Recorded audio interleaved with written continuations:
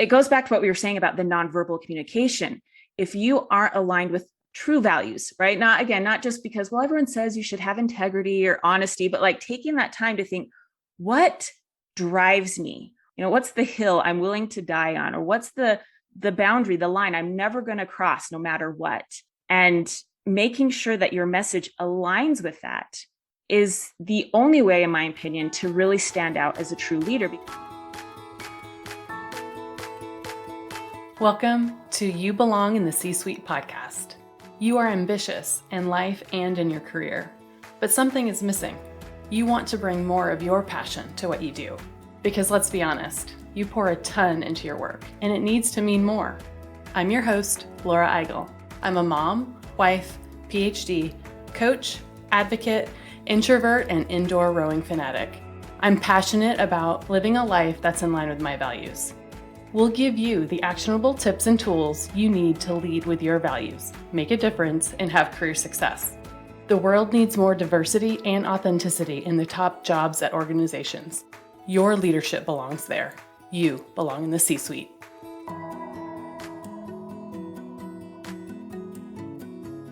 If you've been listening to this podcast regularly, or if you know me well, you know I live a life and career aligned with my values, and I help others to do the same. Last weekend, I was out with a good friend. My leadership coach self can't help but ask my friends how their jobs are going. Work is such a big part of life, and there's so much change going on right now for everyone. After a long discussion, my friend called me a career therapist. It was the best compliment ever. No, I'm not a real therapist, but I can help you find career clarity, to give you clarity on what matters most. And that's why I've built the You Belong in the C-Suite group coaching program.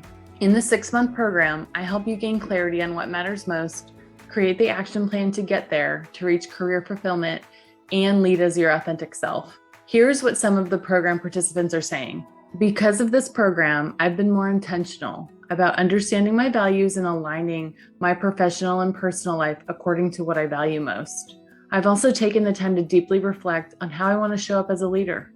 This program has shown me that it's okay to make decisions that are truly in my best interests. I know that if I'm 100% true to myself, I can lead in more powerful and impactful ways. Another participant said, participating in this program helped me gain the clarity I needed on what was most important to me in my career.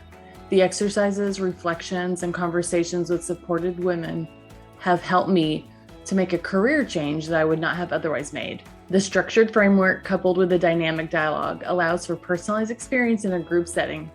Best of both worlds. If you are a high-achieving woman and want more fulfillment in your work, learn more at thecatchgroup.com. Apply to You Belong in the C-Suite group coaching program now.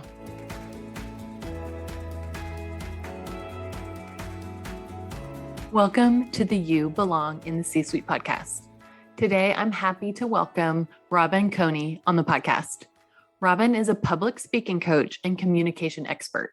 She uses her skills as a certified movement analyst, copywriter, and marketer to help leaders become trusted experts. After graduating with an MFA in modern dance from the University of Utah, Robin assumed her career would be fairly straightforward as a university professor. But after 5 years of teaching in higher education, she decided to leave her safe job and start her first business. Since then, she has authored 6 books, written over 400 articles to an online audience of more than 20 million people, and spoken at national conferences and virtual summits. She's built and successfully sold 3 businesses and has been featured in major publications like Better Marketing and the Wall Street Journal. She's a TEDx speaker, mom of 2, and makes a killer chocolate chip cookie. We talked about the importance of having a leadership message, the biggest mistakes leaders are making right now, and how to use your values and your expertise to craft your unique messaging to motivate and build trust with your team. Let's get started. Well, I'm so excited to welcome you to the You Belong in the C-Suite podcast. And I'm really excited about this topic. It's been top of mind for a lot of the leaders that I've been coaching. So I'm really excited to welcome Robin to the podcast. So thank you so much for joining us. Thank you for having me. I'm so excited to be here. Well, I would love for you to tell us a little bit more about yourself and your story. Sure. My story, it's been all over the map, figuratively and literally, much to the disappointment of my 8-year-old self, who was 100% sure I was going to be a dance teacher. That was the goal. I checked all the boxes to get there. I went from student to instructor to studio owner to graduate student, and then ended up as a university professor. But after 5 years, just feeling that sort of uneasiness that this wasn't the right fit, decided to take the leap, leave my secure job to start my first business. Since then, I have built and successfully sold 2 businesses. I have moved my family all over the globe, from New Zealand to Austin to Oregon. And my work has meandered through all sorts of industries: dance, higher ed, health, business. But the one thing that kind of threads it all together and doesn't make me feel like a crazy person is this consistent need and passion for good communication skills. Whether I'm teaching in the classroom, whether I'm writing a book, whether I'm working as a business consultant, every job I've had has required an ability to get crystal clear on an idea and know how to effectively share that with people in a way that moves them into action.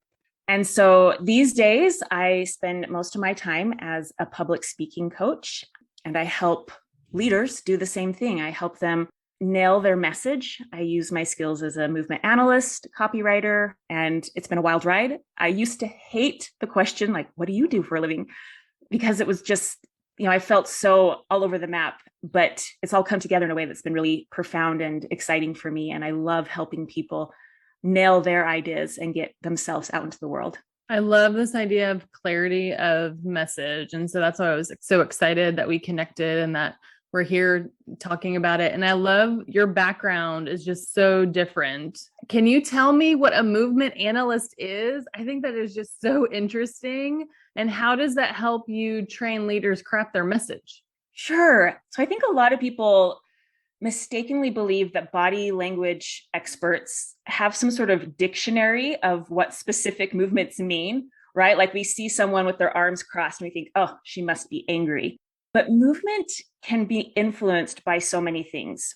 And so she may be crossing her arms. We may think she's angry, or maybe she's protecting herself. Maybe she's just sticking to some sort of societal norm that expect women to take up less space. Or maybe she's just cold and she needs a coat, right? So whatever the context, we know that these nonverbals are essential because no matter what she's thinking, we read something into it. And so, as a movement analyst, my job is to see, describe, and then prescribe movement in a way that allows us to effectively express ourselves and to make sure that it's aligned with our words. There's a lot of numbers out there, right? You'll hear people say like, oh, your nonverbal communication makes up 70 to 93% of all communication. And that doesn't quite tell the whole story. As a movement analyst, it's like tempting to use that to really market myself. But the actual numbers, it's less that our nonverbals say more, but when our nonverbals don't align with our words, that's when people will believe the nonverbals, right? And we see this all the time. We see someone talking and we think, I don't know, they're just not really trustworthy. I think they're faking it. They're so phony. They seem insecure. And it's usually that misalignment of our nonverbals with our actual words and the things we're saying. So as a movement analyst, I'm looking at people, I'm seeing what their words could be interpreted as. And then my job is to really help them get grounded and connected to their whole body so that their nonverbal communication lines up with their message. I love this idea of misalignment of physical and what you're actually saying. I've had, oh my goodness, it's just a running theme of feedback, even for me. I'm an introvert and I like to think and I process. And so sometimes I'm just literally, sitting there thinking and processing, but the look on my face might be perceived as me being mad. And so that has caused different messages on, okay, what is really her intent? Should I trust her? And so I've really been cognizant about, okay, I'm thinking right now, or, like literally saying what I'm doing, so that I'm not misperceived. So important. I'm the same introvert. I remember going to a play with some of my friends in my early 20s, and it was a comedy. And for whatever reason, we got split up into two groups, and it was one of those like round theaters. So half my friends were on the other side of the theater, and they're watching me. And at the end of the show, they're like, "Why did you hate that? I thought it was hilarious." And I'm thinking, "What do you mean? I thought it was hilarious too." And they're like, "You just look so angry the entire time." And it was one of those moments where you realize, oh, I could be feeling or thinking a certain way, but that doesn't necessarily mean that they're going to interpret that. And so finding that alignment, I think, and like I say, sometimes it's just setting boundaries or just clarifying, like, I'm going to think for a minute. So pay no attention to my face, just giving that permission to go inward is part of that communication. Yeah, absolutely. That's really helpful. Thank you so much for that context. So as we grow as leaders, as you advance in your career, people are going to inevitably be in front of more people. You're leading bigger teams. You're potentially like a sponsor or a champion of a project, or even speaking on the behalf of companies, on behalf of your team or a company to the public.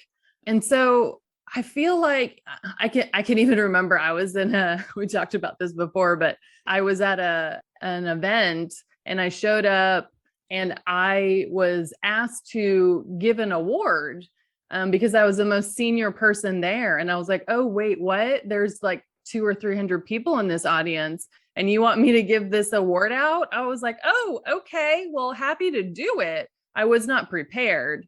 And again, as an introvert, I was like, oh man, what am I going to say? And so, I did it. It was probably okay. It wasn't amazing, but you, as a leader, you're put in situations sometimes where you are automatically given more visibility. And so I feel like sometimes leaders are ready for that, but a lot of times they're not. And so how do you help prepare leaders for that? And do you think that as people advance in their career, with the people that you work with, do you see that people are ready for all of these situations? Oh, such a great question. And, the word ready, I go, ready, that depends so much on the person and the context. But I do think everyone's capable of that kind of visibility. And I think that's the big thing here is we're so focused on training our leaders in the work and making sure they have the expertise and the job skills, which obviously is top priority, but we neglect this aspect of like a leader. Like you said, a leader by definition is in this visible role of being in charge of others, leading others. And so when we neglect that aspect and we don't properly prepare our leaders to show up, to feel comfortable, taking those impromptu moments where they have to present an award or say something. We see it happen all the time. A leader can just walk in on a meeting, just checking it out. And someone's going to see it and be like, oh, why don't you say a few words? Yeah, right? Like yeah. it's just part of the job. And so I think a lot of people aren't necessarily ready, but I do think everyone's capable. I think it's a skill anyone can learn. Whether you're an introvert, whether you think you have a weird voice or you tend to stutter or trip on your words, we all do, right? That's the thing we need to remember is that no one's perfect. No one is flawless. We all mess up. We all say things that we don't mean to say.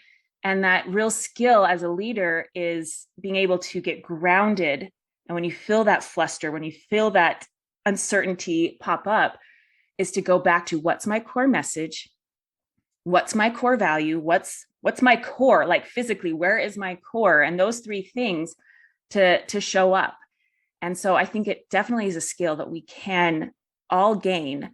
And I think it's a shame that we don't give our leaders the attention on that skill the way we should, so that they have that confidence and feel comfortable and at ease in that role. Because leadership is nothing if it's not visibility. It is. And it feels like, if I think about the leaders that have been just super influential to me, and it's not just when they're speaking in front of large crowds or big team meetings. It's, okay, I am feeling out the situation and I'm going to look to that person. How are they reacting in just the everyday stuff, right? Are they freaked out? are they positive? Are they negative? How are they feeling about it? And even in those situations, being a leader absolutely gives you more visibility. I once worked for a mentor and he said, the more exposure you get, the more exposed you are. And so I feel like that captures some of the things that we're talking about. Like your actions are visible, your reactions are visible, and people are looking at you. Yeah. Oh, I love that quote. And it just reminds me, that exposure and being exposed, there's that vulnerability that to me, the best speakers, the best, and like you said, it doesn't have to be motivational, public speaking, giving a keynote in front of a crowd, but those one-on-one, those small meetings, those interactions, when you're a leader, they're expecting you to show up and not necessarily have all the answers, but have the grace and the vision to find those answers if needed. And I think there's that sense of just being 100% again comfortable in your skin, in your work, in your ideas, so that you don't get taken, it doesn't have to be this, I have to prep for this meeting and spend hours and hours perfecting this talk. Speaking is what we do as humans, and as leaders we should be practicing that art, whether it's one-on-one in small groups or sometimes in front of a crowd. Yeah, I really like this idea of being grounded and in alignment. And we talk a lot about values on our podcast. So how can you use your values to craft this leadership message that you talked about? And, that aligns with your values and expertise, but helps you stand out in this kind of content littered world. I feel like a lot of people say, "Oh, I have integrity and I'm honest." And like that's how they say, like, that's their values. And I don't know if I could actually tell you that they were really transparent in all of their conversations, right? So how do you get that alignment, and how do you craft that leadership message that that truly aligns with your values? I love this idea, and I love your focus on values. Listening to your podcast, I know that's something that comes up a lot. And when I'm working with my clients, we're trying to get to the heart of their core message, or as I like to call it, it's their diamond idea. And a diamond idea is something that shines brilliantly on its own. Like you see it, you hear it the first time, you like, I know what that is, right? It's a diamond. It's easy to see, but there's all these facets that you can explore in depth. And like you said, I think a lot of people miss that mark and they don't go deep enough, that it's the surface level, it's the copy, it's the templates, it's what everyone else is saying, it's the sound bites. And so to get to that diamond idea, thinking of that metaphor, and you have to go mine it. And I think, where's that sweet spot where you mine that idea? And for me, there's an intersection between their expertise, that credibility that we have to have, the audience interest, and your audience could be your employees, it could be investors, it could be whoever's listening, and then their passions and their values. And if there's not enough interest from your people, you're going to end up broke. And then if you're not working from your values and your passions, to me, that's the big one, because you're going to be bored or you're going to be burned out. And so when we're working with clients, we're trying to find this. We want that sweet spot. It goes back to what we were saying about the nonverbal communication. If you aren't aligned with true values, right? Not just because, well, everyone says you should have integrity or honesty, but like taking that time to think, what drives me? What's the hill I'm willing to die on? Or what's the boundary, the line I'm never going to cross no matter what? And making sure that your message aligns with that is the only way, in my opinion, to really stand out as a true leader, because we can read insincerity in the same way we can tell when people seem uncomfortable on stage, or they're shifting their weight, or their heart's retreating back, those sort of cues I look for as a movement analyst. We can read that with the values. If the values aren't lining that message, it comes off as clickbait or spammy, or just the political, I'll say what you want to hear, but I'm not going to actually follow through. And so when we're crafting that message, before we get into the values is where we start. Before we get into anything else, I mean, often you're coming in from an expertise and a niche, but making sure that even then, some of the reasons I've changed my job so many times is I learned the hard way, I wasn't working from my values. And it's not like I was trying to be dishonest. I was trying to, I wasn't trying to scam anyone, but I didn't take that time to really go, is this fulfilling to me? Is this aligned with what I want to do? And it wasn't. And I burned out and it's like, okay, well, let's move on to the next idea. And instead taking the time to hone in, to find those values. That's how you find your core message. And that's how you find your leadership signature and that style that makes people go, I trust this person. I'm going to follow them. I'm going to believe them. I'm going to work for them. And let's do this, right? They're just excited. I really love that so much. And everybody can't see me, but I'm like, as you were talking, I was like nodding my head like the entire time. Totally agree with so much of that stuff. It resonated so much with me. This idea of the people will know, they will absolutely know if you are not living your values, especially if you're a leader that has told them that before as well. They'll also know if the behavior does not match your words. And that is just the easiest way to lose trust with somebody, in my opinion. If you say one thing and then do another, right? As you see leaders try this out and do this, what mistakes are you seeing as they are creating their messaging? Sure. Well, I think the big one, as I already kind of mentioned, is not taking the time to dig deep and find that diamond, right? We do the work. We're in the area. We're often close, but we find the first soundbite, or we just top of the head what comes out. It's like, that sounds good. Or we repeat what we've heard, the jargon, the buzz terms that, the buzzwords that everyone else is saying to fit in. And so the big mistake is not taking that time and going through that process of really finding an idea and finding the hook, the reframe, the thing that makes it stand out so that people remember you, because there's so much content. We need to stand out, and not in a clickbait, sensational, way, but just with a real clear, brilliant idea that has depth, that has those facets that make people want to keep coming back for more. The second mistake, I think, is just not being clear, right? We try to be clever, or we try to sound smart. Oh, yes. Coming from the academic world, where I was pretty young compared to all of my colleagues, my writing was some of the worst writing I've ever done because I was trying so hard to sound smart. And I always say clarity trumps being clever. It trumps sounding intelligent. That as a leader, your job is to get everyone on board and not try to prove that you're better than everyone else. And it's hard because our ego plays, and it's like, well, our own imposter syndrome, like, oh, I want them to take me seriously. I want them to know I'm an expert.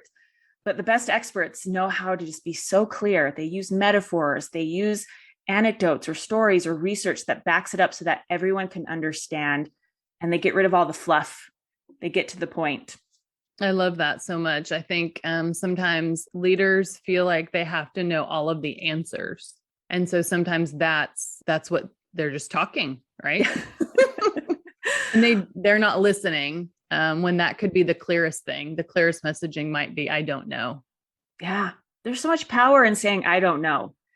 And, as a parent, realizing your kids, you never realize a 4-year-old kid ask you a question that you're like, I should know this answer, but teaching my kids, I don't know, helps them trust me. Yeah, I want to hit on one of the other things that you said, in terms of the mistakes, is this idea of consistently saying it and saying your message in a clear way. But I feel like, and this comes up, I think, in change management principles too. And as a speaker, you've probably heard all of these things, like how many times you have to say a message, 7 times, 7 ways, blah, blah, blah. Like, so I want to get your take on that. But I feel like if you feel like you're talking about it too much, you're still probably not talking about it enough. Like if you're sick of saying, I say it all the time, I live a life of my values. My values are, and then I say my values and all the stuff. And I feel like sometimes it's like, oh my gosh, I say this all the time. But that's my leadership message. That's the language that I can use. And so I feel like sometimes leaders feel like, oh, I already said that. They should know that. They should know. I've said that already. See, now it's my turn. I'm sitting here nodding, going, yes, yes. This is such a big issue I see leaders making is, and not just leaders, I think anyone with any sort of platform, speakers, is we think we've said it once and we think they should know it, or else we're afraid, like, I'm going to sound like a broken record. I'm annoying. Or I'm not innovative. Like, I'm not original enough. I'm not coming up with new ideas. I'm riding the same old horse I've been riding forever. But when you have a diamond idea, there is those facets, and you can find the different inroads to come in, the different stories, the data, the research, the anecdotes, all these things that give you that freshness that we want. But it's all pointing back to that diamond. It's pointing back to that core message, that value statement, that thing you stand for, that work you're doing. And I always have to tell my clients and myself, because I find myself feeling that urge to, oh, I need to find something new to say. I keep saying the same thing. And it's like, no, there are so many people talking. They are not going to remember unless you say it 100 times. And even then, who knows? So don't be afraid to repeat yourself. Don't be afraid to keep beating that horse down. Keep saying it, because that's how it finally sticks. That's how people start paying attention. And it's how you set yourself up as that go-to expert, right? They know that you are the person that talks about XYZ. So if they're writing a book or doing some research or want someone to come speak for their conference, who talks about this?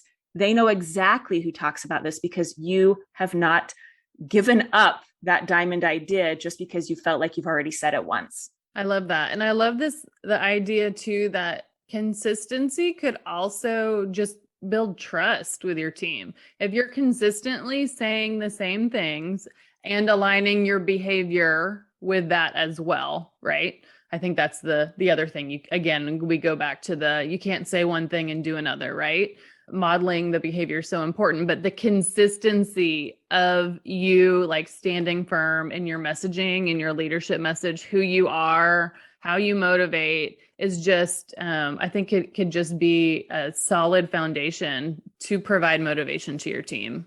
So true. So true.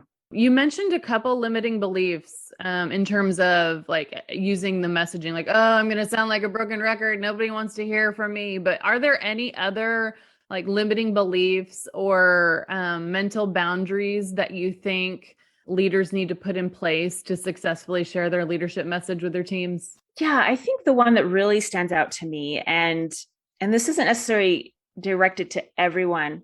This is to my fellow introverts, or to the people who just don't think they have anything worthwhile to say. That, in my experience, having worked with a lot of clients from all spans and industries and levels of comfort being in front of people, that sometimes the ones who are the most shy or convinced that no one's going to want to hear from me, I'm just not dynamic, I'm not engaging, I'm not a performer, are sometimes the ones who have the most amazing ideas and perspectives that we are dying to hear.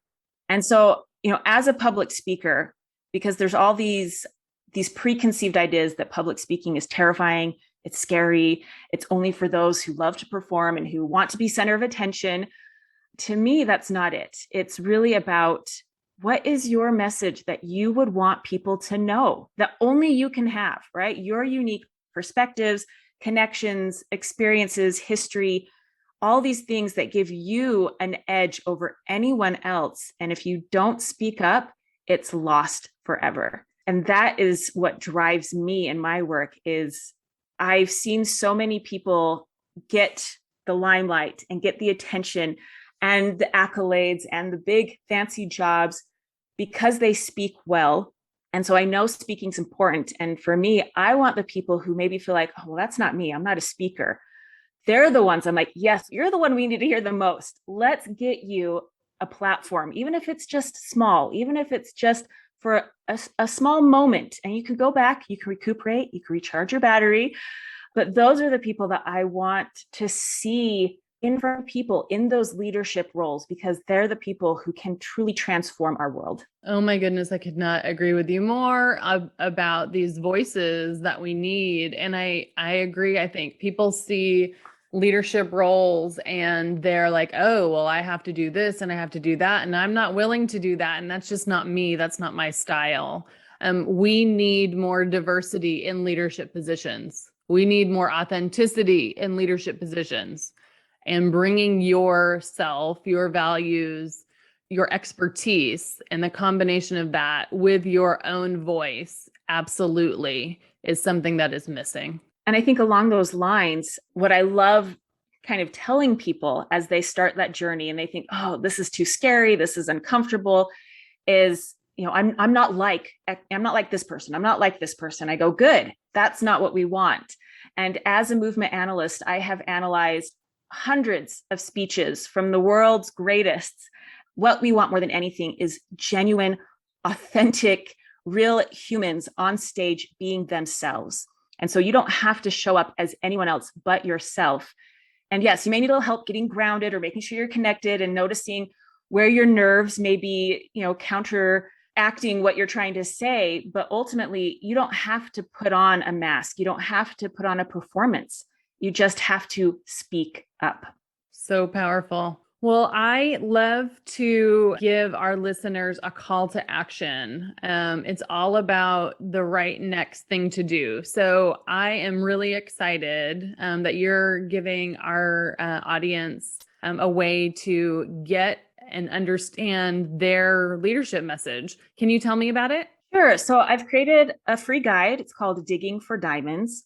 Love my diamond metaphor, but it's a simple 6-step process for finding brilliant ideas that help you stand out.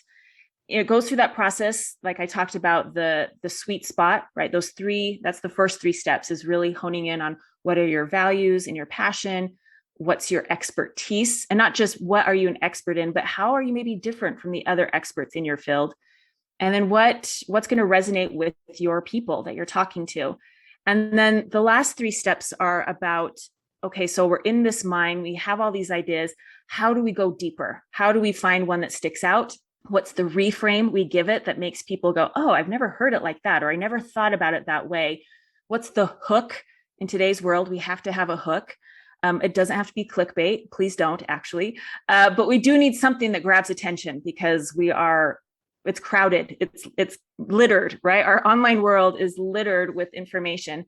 And so that process of just how do you find, refine, and share a diamond idea? And it's not necessarily complicated, but a lot of people either they skip a step or they don't take the time to really go into it deep. So that guide just walks you through that process so that whatever ideas are bubbling in your mind, we can find the gems and get them out there into the world.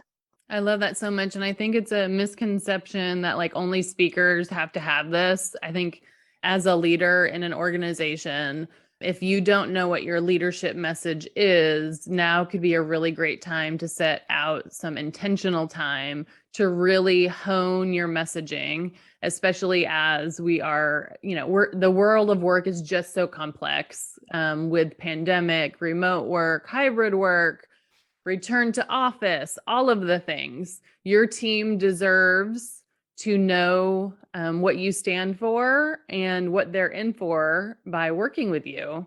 And a clear leadership message is a really great way to show up for them as a leader. 100%. I love it. Well, thank you so, so much. I've so enjoyed our time, and I am excited to dig into the Digging for Diamonds tool for our audience. Thank you so much for joining us today. Thank you so much. My pleasure being here. I want to thank you so much for listening to the You Belong in the C-Suite podcast. If you are enjoying this content, please remember to rate and review on Apple Podcasts. By leaving a review, you are helping others find this content. We will be featuring 5-star reviews on air in upcoming episodes.